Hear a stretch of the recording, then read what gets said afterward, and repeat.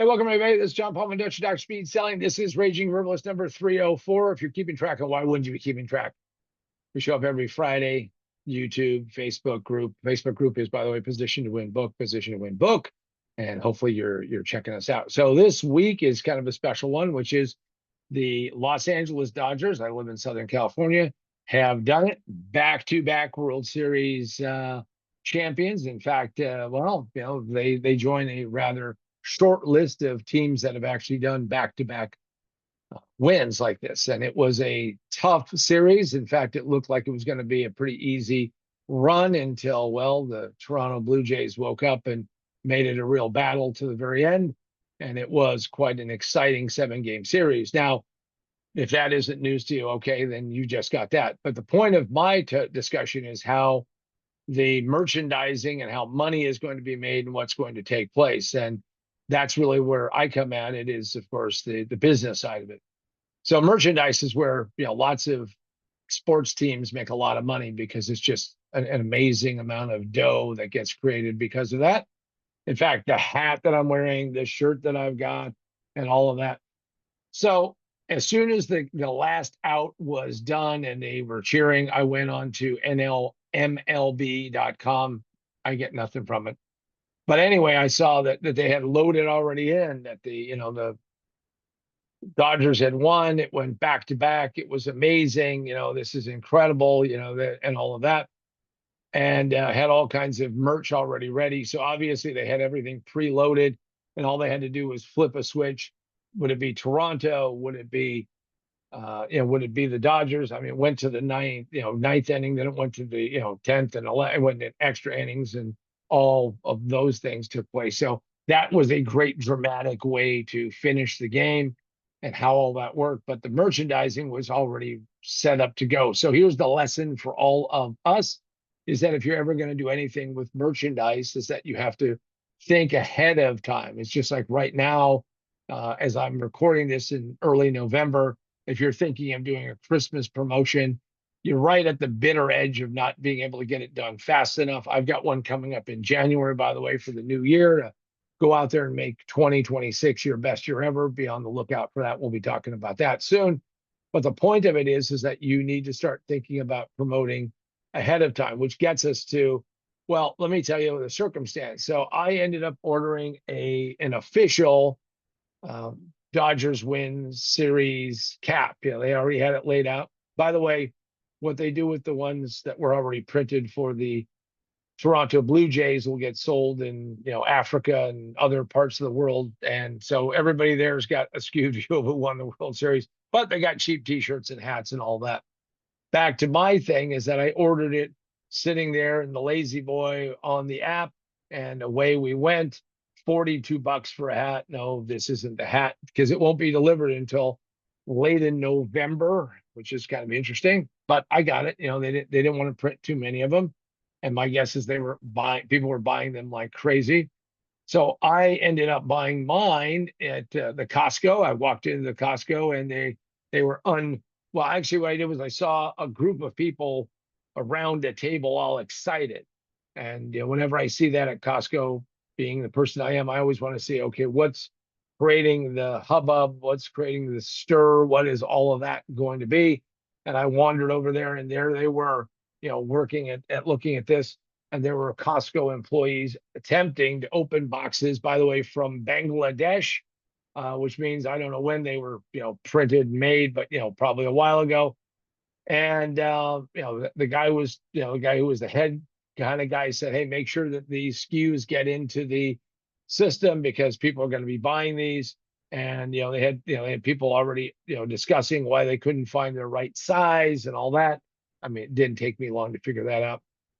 And of course, they were significantly less than going on, MLB, Major League Baseball site. Now they're official. I've got the little, label. I've got the little, here, I'll show it to everybody so everybody knows I don't have fake merch. I mean, look at that. I got the certificate. By the way, I got a black hat, and I got a white hat. I guess matches my mood and whatever it is. But it was crazy to watch it. And I asked them, well, how many boxes do you have? And he goes, just what we have here. He goes, we'll sell out today. And I have no doubt, especially, Southern California is, probably about, depends how you measure it, not including San Diego, probably 13 to 15 million people. They're going to sell a lot of merchandise. But the point of it is that if you're in the business arena, you need to think about what merch you may or may not have for your own sake and what that might be.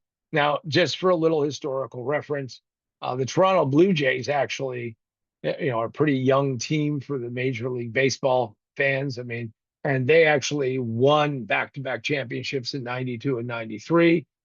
There's big gaps, by the way. I mean, the last winners of actually three in a row, so they three-peated. Dodgers have a chance to do that. You got to win two before you win three. Was the Yankees from 98 to 2000, Cincinnati Reds in the 70s from 75 to 76. So there's pretty big gaps. I mean, and in fact, there's a huge gap from the New York Giants. I know the Giants from 1921 to 22. And then it wasn't until the Oakland Athletics did three in a row in the 70s from 72 to 74. So gives you a little out of sync thing. Only the Yankees have done it multiple times. I think it's just quite a thing. And in fact, I'll just grab it. 13 total incidents, now 14, and the Dodgers have finally done it themselves.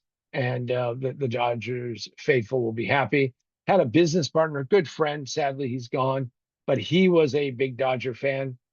And all I can say is that in the 1980s, where there was a dramatic Kirk Gibson walk-off home run, I was actually with my wife at her Aunt Mary's.